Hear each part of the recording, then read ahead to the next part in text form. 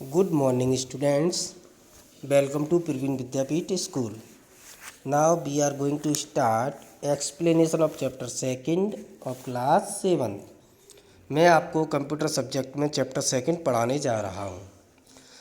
इससे previous video में मैंने चैप्टर सेकंड को थोड़ा सा एक्सप्लेन कर दिया था। अच्छा, पहले मैं आपको क्या क्या बता चुका हूँ, है ना। चैप्टर का नेम बता ही दिया था मैंने, cyber ethics, crimes and safety. इसमें मैंने आपको बताया था अनएथिकल प्रैक्टिस, जो चोरियां वगैरह होती हैं इंटरनेट जब हम चलाते हैं तो इंटरनेट में किस तरीके से हमारे साथ क्राइम्स वगैरह होते हैं। तो मैंने आपको बताया था प्लेगरिज्म, साइबर बुलिंग, है ना, हैकर्स एंड क्रैकर्स, फिशिंग, इनके बारे में मैंने बता दिया था। आज मैं आपको बताऊंगा स्पैमिंग। स्पैमिंग क्या होता है, तो चलिए जानते हैं स्पैमिंग के बारे में। तो स्पैमिंग क्या होती है, ये मेल से रिलेटेड होता है। जो हम ईमेल करते हैं ना, है ना, उसके द्वारा किस तरीके का खतरा हमें हो सकता है। तो चलिए जानने की कोशिश करते हैं। देखिए, spam is the practice of sending unwanted email और message to a large number of people who otherwise do not want to receive these message. इसमें बताया गया है स्पैमिंग एक तरीके से प्रैक्टिस होती है, एक अभ्यास होता है अनवांटेड ईमेल या अनवांटेड मैसेज को सेंड करने का, काफ़ी सारे पीपल्स पर एक साथ सेंड करने का एक प्रैक्टिस है। मीन्स आप इस तरीके से समझ सकते हैं कि कोई भी अनवांटेड ईमेल मीन्स बेकार ईमेल, जिससे कि वायरस हमारे सिस्टम में आ सकता है या कोई अदर हार्म हमारे सिस्टम को पहुंच सकते हैं, हमारा डेटा हैक किया जा सकता है। तो इस तरीके के अनवांटेड ईमेल्स काफ़ी सारे पर्सन्स को भेजे जाते हैं। ओके, तो ये कह रहा था spam. Next, the most common form of spam is unwanted electronic junk mails in which a single message is send to multiple individual user using their direct mail address. इस तरीके के काफ़ी अनवांटेड मेल, है ना, अलग अलग व्यक्तियों को भेजे जाते हैं, है ना। इस तरीके के काफ़ी इलेक्ट्रॉनिक मेल मीन्स मेल अलग अलग व्यक्तियों को उनके मेल एड्रेस पर सीधे सीधे भेजे जाते हैं। Next, in these mail services and product are promoted by various companies. देखिए, इसमें मैं थोड़ा सा एक्सप्लेन कर दूं। आपने देखा होगा कभी कभी हमारे पास ऐसे मेल्स आते हैं जिन्हें हम नहीं जानते हैं। जिस आईडी से हमारे पास मेल आया है उस आईडी को हम नहीं पहचानते हैं, या किसी कंपनी के रिगार्डिंग हमारे पास कोई मेल आया है हम उसे नहीं जानते हैं। कहने का मतलब ये है, ये इस तरीके के मेल्स हमें भेजते हैं जिससे कि हमें कुछ फ़ायदा हो कि सर आप ये वाला प्रोडक्ट परचेज़ कीजिए तो आपको इतना लाभ मिलेगा, या आप बिजनेस में इस तरीके का करिए तो आपको फ़ायदा पहुंचेगा। मतलब आपके फ़ायदे की बात की जाएगी जिससे कि आप को थोड़ा सा लालच आए और आपको लगे कि यस ये मेल तो मेरे काम की है। कुछ पर्सनल इन्फॉर्मेशन शेयर करने के बारे में बोलेंगे, कुछ ऐसा बोलेंगे जिससे कि आप करने पे थोड़ा सा मजबूर हो जाओ। तो कहने का मतलब ये है, जो भी अनवांटेड मेल होते हैं जिन्हें आप नहीं जानते उन्हें ओपन नहीं करना चाहिए, ना ही उनसे छेड़छाड़ करनी चाहिए। बिना देखे उन्हें मैसेज या ईमेल्स को हमें डिलीट कर देना चाहिए। स्पैम नाम का एक कंप्यूटर में हमारा फोल्डर होता है, उस फोल्डर में हमें नहीं जाना चाहिए, है ना, उनके मेल्स ओपन नहीं करना चाहिए। Next, most of the time these are annoying but harmful. ये हमारे लिए काफ़ी कष्टदायक होते हैं और इनसे हमारे कंप्यूटर को काफ़ी क्षति पहुंचती है और हमारा डेटा लॉस्ट हो सकता है। मतलब किसी न किसी प्रकार की हमें हानि हो सकती है। Okay, however sometimes these are used identity theft और साइबर फ्रॉड। इस तरीके की, है ना, इस तरीके की ये जो भी ये कार्य कर रहे हैं, इस तरीके का जैसे मेल भेज रहे हैं, तो ये एक चोरी मानी जाती है, एक साइबर फ्रॉड माना जाता है। Now next, to prevent spamming, यानी कि जो स्पैमिंग हो रही है, जो इस तरीके के आपने मोबाइल पे भी देखा होगा, कभी कभी मैसेज वगैरह आ जाता है हमारे मोबाइल पर। आपने देखा होगा कि सर आप विनर हो गए हैं, आपको 2 लाख रुपए लॉटरी में इनाम निकला है, आपको बोनस मिला है ना, तो आप लकी ड्रॉ में 2 लाख रुपए जीते हैं, तो सर आप एक काम कीजिए, आपसे वो कहेगा कि कुछ रुपए हमें सेंड कर दीजिए और बाकी की हम पूरी कार्रवाई करके, है ना, आपको आपका पैसा आपके अकाउंट में भेज देंगे।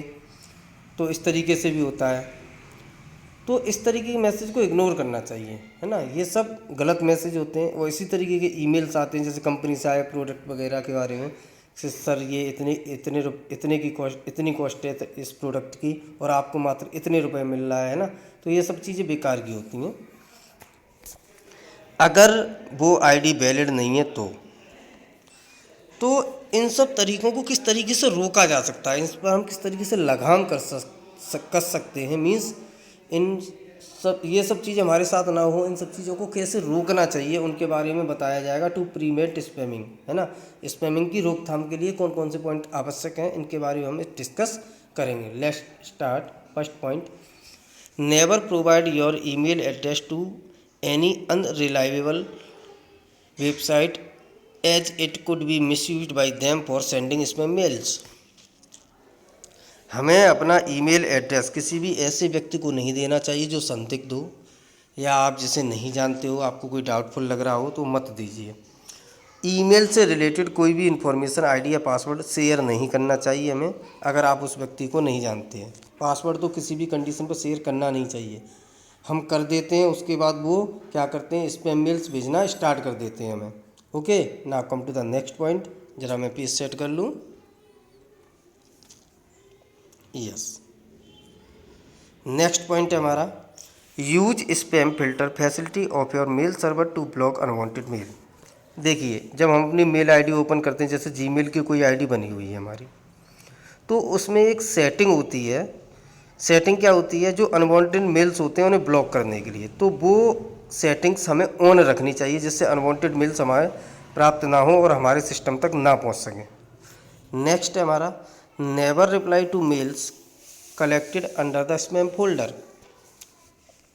मैंने आपको बताया था, जब जीमेल आईडी हम लोग यूज कर रहे होते हैं उसमें साइड से एक स्पैम फोल्डर होता है, तो स्पैम फोल्डर में जो भी हमारे मेल्स आते हैं उनका हमें रिप्लाई नहीं करना चाहिए और ना ही उन्हें हमें ओपन करके देखना चाहिए। Now next, individual right to privacy. Individual right to privacy. अब देखो, प्राइवेसी के लिए हमारे कौन कौन से इंडिविजुअल राइट्स होते हैं, इसमें देखो हमें बताया जाएगा, जानने की कोशिश करते हैं हम। Privacy deals with the right of an individual to keep his personal information secret from other and disclose only the selective one. It is unethical and illegal to use such information without the consent of the concern person. इसमें हमें बताया गया है कि कोई भी personal information को हमें शेयर नहीं करना चाहिए, इसे हमें सीक्रेट करके रखना चाहिए, है ना, किसी के भी साथ हमें इसे कोई भी हो साझा नहीं करना चाहिए। और ये एक इलीगल तरीका है, अनैतिक तरीका है ये, और जब तक के जो उस इंफॉर्मेशन का ओनर है ना, उसकी सहमति के बिना हमें उसकी चीज़ों से छेड़छाड़ नहीं करना चाहिए, कॉपी नहीं करना चाहिए कोई भी data. So it is very important to save private information from unauthorised use. तो इसमें बताया गया, ये काफ़ी इम्पोर्टेंट है कि जो लोग ऐसे होते हैं जो इसका गलत प्रचार कर सकते हैं, इसका मिसयूज कर सकते हैं, ऐसे लोगों से हमें अपनी प्राइवेट इन्फॉर्मेशन, पर्सनल इन्फॉर्मेशन को बचाकर सुरक्षित रखना चाहिए। Now next, measure to protect privacy of individual. इसमें बताया गया है कि हम अपनी जो ना प्राइवेसी ऑफ इंडिविजुअल, जो हमारी पर्सनल चीज़ें होती हैं वो किसी गलत हाथों में ना पड़ें या किसी हम इंटरनेट के शिकार ना हो, तो इन सब चीज़ों से बचने के लिए हमें क्या करना चाहिए, चलिए देखते हैं। ज़रा मैं पेज सेट कर लूँ। यस, देखिए, never share your login credential with anyone. हमें कभी भी लॉगिन का डेटा किसी के साथ शेयर नहीं करना चाहिए। मीन्स जैसे आईडी होती है, आपका पासवर्ड होता है ना, तो ये चीज़ हमें किसी के साथ शेयर नहीं करना चाहिए। अपने फ्रेंड्स के साथ भी शेयर नहीं करना चाहिए। कभी कभी फ्रेंड्स भी हमारा इन सब चीज़ों का मिसयूज कर देते हैं। कैसे, जैसे मान लो आपकी किसी कंपनी में जॉब कर रहे हैं और आपके पास एक मेल आई आपकी कंपनी की तरफ से, जो कि उसमें काफ़ी ऐसा सारा डाटा था जिसमें कंपनी की इन्फॉर्मेशन थी, जिससे काफ़ी सारा लॉस हो सकता है। तो और आपने अपना आईडी और पासवर्ड किसी को बता के रखा है, तो वो उसका मिसयूज कर सकता है। तो यहाँ पर ये बताया गया है फर्स्ट पॉइंट में कि चाहे वो कोई भी हो, हमें किसी के साथ भी अपना आईडी और पासवर्ड शेयर नहीं करना चाहिए। Next, disable the cookies in your web browser to safeguard leakage of information. Cookies एक ऑप्शन होता है जिसे हमें डिसेबल करके रखना चाहिए। ये हमें वेब ब्राउज़र में मिलता है ना, ये हमें कहाँ मिलेगा, वेब ब्राउज़र में। कुकीज़ नाम का एक ऑप्शन होता है, इसे हमें डिसेबल रखना चाहिए। इससे क्या होगा, जो हमारी पर्सनल इन्फॉर्मेशन या एनी टाइप ऑफ इन्फॉर्मेशन होती है वो हमारी आउट नहीं होगी, है ना। Next, never keep sensitive information unprotected in your system. कोई भी पर्सनल इन्फॉर्मेशन अगर हम अपने कंप्यूटर में रखते हैं तो बिल्कुल उसे ओपन नहीं रखना चाहिए। कहने का मतलब है उसमें पासवर्ड, ऐप लॉक वगैरह या पासवर्ड, कुछ ऐसे सॉफ्टवेयर्स वगैरह होते हैं जिनमें हम लॉक वगैरह लगा सकते हैं। कोई भी इंफॉर्मेशन जिससे कि हमें काफ़ी लॉस हो सकता है उन्हें हमें प्रोटेक्ट करके रखना चाहिए, उन्हें हमें अनप्रोटेक्ट नहीं रखना चाहिए। प्रोटेक्ट का मतलब है सुरक्षित, लॉक वॉक लगाकर तरीके से काफ़ी सुरक्षित स्थान पर सेव करना चाहिए। बिल्कुल ओपनली सेव नहीं करना चाहिए, जैसे कि डेस्कटॉप पे सेव कर दिया और पासवर्ड भी मेंशन नहीं है, तो ऐसे नहीं करना चाहिए। रेदर डिलीट इट, बल्कि ऐसी इन्फॉर्मेशन को अपने कंप्यूटर में रखना ही नहीं चाहिए, डिलीट कर देना चाहिए। अगर कोई आपत्तिजनक है तो ऐसे मत रखिए, डिलीट कर देना चाहिए हमें। अगर आप रखना चाह रहे हो, आपकी मजबूरी है रखना, तो आप वो सेफ जगह रखें और पासवर्ड मेंशन करके रखें। If it is not more needed, इसमें ये बताया जा रहा है अगर वो ज़्यादा आवश्यक नहीं है, उसके बगैर आपका काम चल सकता है, तो हो सके तो प्लीज़ उसे डिलीट ही कर दें, अपने सिस्टम में ना रखें। नेक्स्ट है सॉफ्टवेयर पायरेसी। इसका मतलब होता है सॉफ्टवेयर को चोरी करना, है ना। सॉफ्टवेयर पायरेसी मीन्स एक चोरी करना होता है। चलिए इसके बारे में जानते हैं हम, इसमें हमें क्या बताया गया सॉफ्टवेयर पायरेसी में, चलिए जानने की कोशिश करते हैं। Software piracy refers to the unauthorized duplication and use of computer software. Software developers work hard to develop software program. If those applications are pirated and stolen, the software developer will often be unable to generate the money required to continue supporting and expanding the software. Okay. तो इसमें ये बताया गया है कि एक जो programmer होता है, मीन्स जो सॉफ्टवेयर को बनाता है, वो काफ़ी मेहनत से प्रोग्रामिंग करके एक सॉफ्टवेयर को बनाता है, जिसमें काफ़ी खर्चा भी आता है।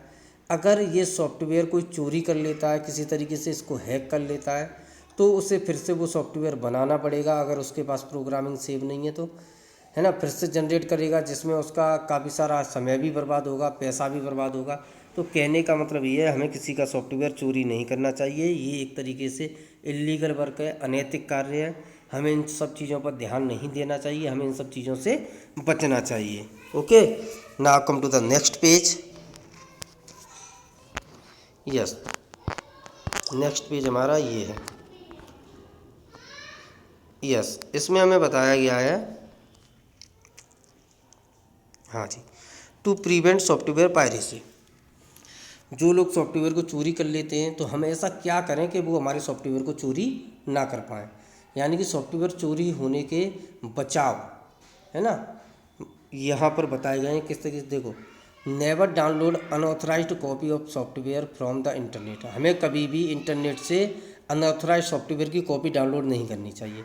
अभी क्या होता है, हम लोग क्या करते हैं, जैसे हमें किसी सॉफ्टवेयर की नीड है, जैसे मान लीजिए MS वर्ड या कोई अदर सॉफ्टवेयर जो हम चाहते हैं, हमारी वर्क उससे होता है, तो हम क्या करते हैं, अब नेट पे गए, नेट पे से हमने उसे डाउनलोड कर लिया, तो कह रहा है अनऑथराइज्ड कॉपी हमें डाउनलोड नहीं करनी है ना, एक लीगल कॉपी डाउनलोड करनी चाहिए। Always purchase a licence software, हमेशा पैसे खर्च करके एक सॉफ्टवेयर हमें परचेज करना चाहिए। वो सॉफ्टवेयर हमेशा बिलीवफुल होगा, है ना, उस पर हम विश्वास कर सकते हैं। जो जिसमें हम पैसे करते हैं उसमें की हमें एक की भी मिलती है, कि क्योंकि उस की को मेंशन करके सिर्फ हम ही उस सॉफ्टवेयर को यूज कर सकें। दूसरा कोई अगर उसे CD को चुरा भी लेगा तो उसके पास वो की नहीं होगी, वो की अपने पास सुरक्षित रखें। तो कह रहा है नेट पे से अनऑथराइज्ड कॉपी सॉफ्टवेयर की डाउनलोड ना करें, बल्कि सॉफ्टवेयर को क्या करें, परचेज करें। इससे क्या होगा, हम सॉफ्टवेयर चोरी के मामले से बच सकते हैं। Next point, never use the software purchased for one system to multiple system, है ना। हमें इसमें बताया गया नेवर यूज सॉफ्टवेयर, हमें कोई भी सॉफ्टवेयर यूज नहीं करना चाहिए। किस तरीके से, अगर हमने एक सिस्टम के लिए सॉफ्टवेयर परचेज किया है, मान लो सॉफ्टवेयर भी अलग अलग तरीके से आते हैं, जैसे आप एंटीवायरस खरीदते हो ना, तो एंटीवायरस की CD पर मेंशन रहता है कि आप जो CD ले रहे हो वो CD कितने सिस्टम पर वर्क करेगी। वन सिस्टम यानी कि वन यूजर सिस्टम है, या 2 यूजर सिस्टम है, या 3 यूजर है, जो भी होगा उस पर मेंशन होगा। जितने सिस्टम पर वो लिख के दे रहा है उतने सिस्टम पर यूज करना चाहिए, और नहीं लिखा है तो केवल एक सिस्टम पर यूज करें, दूसरे सिस्टम पर यूज ना करें। Next point, never use pirated CDs और मूवीज़ और म्यूजिक, हमें कभी भी चोरी की हुई CDs यूज नहीं करनी चाहिए। चोरी की हुई मूवी, चोरी किया हुआ म्यूजिक कभी भी हमें अपने कंप्यूटर सिस्टम में यूज नहीं करना चाहिए। अच्छा, नेक्स्ट पॉइंट हमारा है intellectual right to property. Intellectual right to property, इसमें क्या बताया गया इंटेलेक्चुअल राइट टू प्रॉपर्टी में? इसमें हमें ये बताया गया है कुछ ऐसे पॉइंट्स होते हैं जैसे copyright, industrial property, patent, trademark, कुछ ऐसे पॉइंट्स होते हैं जिनका अधिकार हमें हमारे पास होता है ना। उनके अधिकार का हम यूज कर सकते हैं, उनका उल्लंघन करने पर कानून की तरफ से सज़ा का प्रावधान होता है। ओके, जैसे कि देखिए इसमें intellectual property refer to creation for any individual mind like invention, artist work, literacy work. It can also belong और to uh organization like its product, formulation, logos और सिम्बल्स, ब्रांड नेम और design etc. used for their business. Intellectual property rights protect the unauthorized use of such intellectual property either directly or by reproducing it in some other form. इसमें ये बताया गया है हम कोई भी प्रोडक्ट बना रहे हैं, पहले तो ये देखो जैसे ट्रेडमार्क होता है आपका एक, उसमें होता है नेम ऑफ ब्रांड, जैसे एप्पल है, सैमसंग है।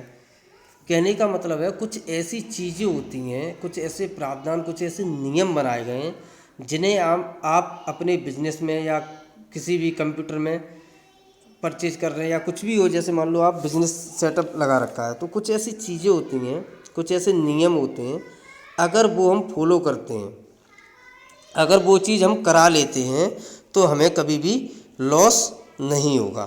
तो हमें वो सब चीज़ें करा के रखनी चाहिए। इससे क्या होगा, हमारा कोई भी जो जैसे कंपनी का नेम है उसे चोरी नहीं कर सकता, हमारे कंपनी का लोगो है उसे कोई दूसरा कंपनी वाला यूज नहीं कर सकता। तो कुछ ऐसी चीज़ें हैं जिनके बारे में हम आगे जानेंगे, जैसे कि आपको यहाँ गुड ये कॉपीराइट, ये लिखा to prevent infringement into intellectual property right. इसमें कुछ ऐसे पॉइंट्स बताए गए हैं जो हमें करा लेने चाहिए अगर हम बिजनेस में कुछ आगे बढ़ रहे हैं तो। जैसे कि कॉपीराइट, पहले तो आप समझ लीजिए कॉपीराइट जो ऑप्शन होता है ये हमारे इंडिया में 1957 से अप्लाई हुआ है। कब से? 1957 से। बुक में गिवन नहीं है, फिर भी मैं आपको बता दे रहा हूँ। अच्छा, कॉपीराइट होता क्या है? कॉपीराइट का सिंबल इस तरीके का होता है, देखो ये सी बना होता है, सी को सर्कल में अगर हम बंद कर दें, it is a symbol of copyright. Okay बेटा, तो कॉपीराइट में क्या है, कॉपीराइट क्या है, जैसे कॉपीराइट किस लिए यूज करते हैं पहले जान लें। Use copyright to safeguard your creative work. आपने कोई क्रिएटिव वर्क किया है और आर्टिस्टिक वर्क, क्रिएटिव वर्क हो आपका या कोई आर्टिस्टिक वर्क हो। आर्टिस्टिक वर्क जैसे मान लो वॉइस रिकॉर्डिंग है आपने कोई बनाई है, या कोई उपन्यास नोवेल लिखा है, आपने कोई पेंटिंग बनाई है, आपने कोई कंप्यूटर डिज़ाइन किया है, आपने कोई मूवी बनाई है, आपने कोई ड्रामा बनाया है, या आपने कोई सॉन्ग बनाया, अपना खुद का कुछ न्यू क्रिएटिव है ना, कुछ ऐसा जनरेट किया है, तो उसका एक लाइसेंस होता है कॉपीराइट का। कॉपीराइट का लाइसेंस हमें करा लेना चाहिए ना। इससे होगा क्या, जब तक आप जिंदा हो तब तक आप, जैसे आपने कोई सॉन्ग बनाया नया, आप चाहते हो इसे कोई चोरी ना करे, इस सॉन्ग को कोई मॉडिफिकेशन करके अपना नेम ना दे, तो कॉपीराइट एक लाइसेंस होता है जो हमें करा लेना चाहिए। इससे क्या होगा, जब तक हम जिंदा हैं इस सॉन्ग पर सिर्फ और सिर्फ हमारा ही अधिकार होगा, और मरने के बाद भी 70 साल तक है ना कॉपीराइट रहता है, मीन्स इस पर हमारा अधिकार रहता है। मीन्स अगर जैसे हम मर गए तो 70 साल तक हमारे जो अदर मेंबर्स होते हैं, फैमिली मेंबर्स होते हैं, उनका अधिकार रहता है 70 साल तक। लेकिन 70 साल के बाद ये पब्लिक हो जाता है, 70 साल के बाद इसे कोई भी यूज कर सकता है। जैसे आपने सॉन्ग बनाया तो 70 साल के बाद, यानी कि 17 ईयर्स, सॉरी 70 आफ्टर 70 ईयर्स कोई भी फिर इसे यूज कर सकता है। नेक्स्ट है हमारा इंडस्ट्रियल प्रॉपर्टी। इसमें क्या है, industrial property act safeguard the industrial formulation, designs, commercial names and providing exclusive rights. Industrial property में दो चीज़ें होती हैं, एक पेटेंट, एक ट्रेडमार्क। ये भी एक तरीके के लाइसेंस होते हैं, इन्हें भी हमें करा लेना चाहिए, जिससे हमारे बिजनेस पर कोई इफेक्ट ज़्यादा नहीं पड़ेगा। मतलब चोरी के जो मामले होते हैं वो काफ़ी कम हो जाते हैं। जैसे कि फर्स्ट है पेटेंट। पेटेंट क्या होता है, देखिए पेटेंट के बारे में जान ले थोड़ा। पेटेंट का साइन ऐसे होता है, जैसे कि ये पी है पी को सर्कल में बंद कर दें तो ये पेटेंट का साइन हो गया। ओके बेटा, पी को सर्कल में बंद कर दें तो ये किसका साइन हो गया? पेटेंट का। तो चलिए जानते हैं पेटेंट के बारे में। तो पेटेंट क्या होता है? हमारा कोई भी चीज़ हो, पेटेंट यूज किस लिए होता है पहले वो जान लें। Patent provide formulation right to industry of their research product.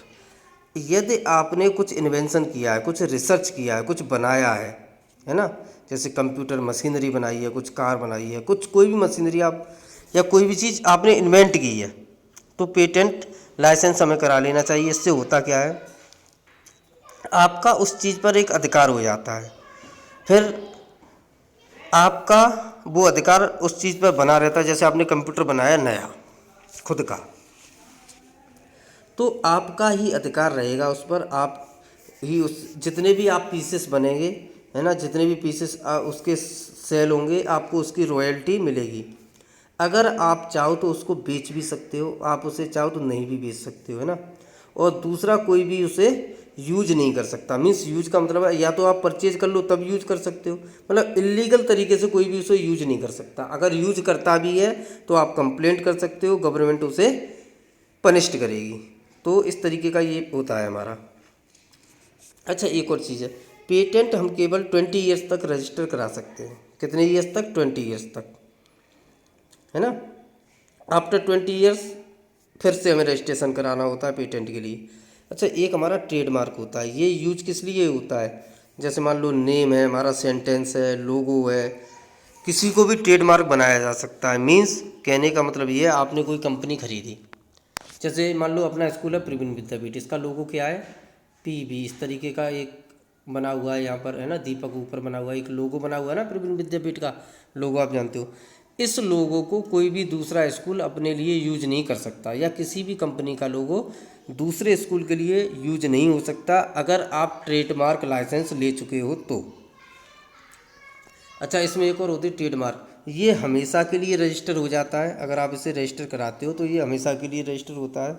इसमें क्या होता है, कोई सेम लोगो नहीं रख सकता, सेम नेम नहीं रख सकता। अगर आपने किसी सेंटेंस को रजिस्टर्ड कराया है तो वो सेंटेंस दूसरी कंपनी अपने लिए यूज नहीं कर सकती। तो इन तीनों में देखो थोड़ा थोड़ा ही डिफरेंस है। एक तो इनके साइन अलग अलग होते हैं। अच्छा, कॉपीराइट में मैंने आपको बताया कि ये 70 ईयर्स के लिए वैलिड होता है। आफ्टर 70 ईयर्स इसे कोई भी यूज कर सकता है, यानी कि ये पब्लिक हो जाता है। पेटेंट हमारा 20 ईयर्स के लिए रजिस्टर्ड होता है, और ट्रेडमार्क हमारा जो होता है वो लाइफ टाइम के लिए होता है। तो यहाँ पर ये कुछ ऐसे रजिस्ट्रेशन बताए गए हैं जिन्हें अगर हम करा लेते हैं तो हमारे एम्पायर, हमारे बिजनेस के लिए काफ़ी अच्छे होते हैं।